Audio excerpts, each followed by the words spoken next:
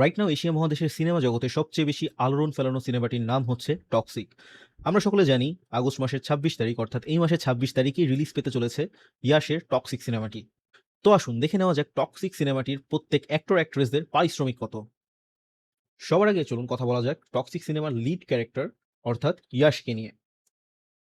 Yash টক্সিকের lead actor এবং সিনেমাটির অন্যতম গুরুত্বপূর্ণ ক্রিয়েটিভ ফোর্স।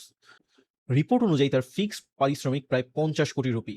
এর পাশাপাশি প্রফিট শেয়ারের কথাও এসেছে, কিছু রিপোর্টে তার নেট প্রফিটের পরিমাণ ৬০% পর্যন্ত দেখানো হয়েছে, যদিও এই তথ্য অফিসিয়ালি কনফার্ম নয়। এরপরে আসি কিয়ারা আডভানির বিষয়ে।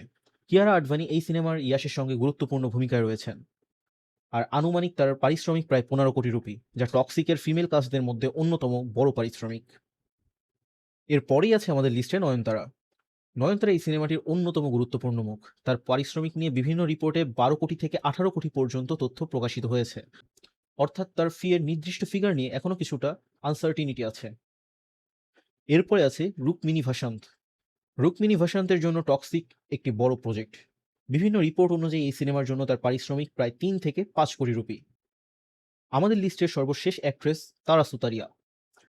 তারা সুতারিয়াও এই বড় স্কেল প্রজেক্টের কাস্টে রয়েছেন। তার আনুমানিক পারিশ্রমিক নিয়েও প্রায় ২ থেকে ৩ কোটি রুপির ফিগার বিভিন্ন রিপোর্টে এসেছে।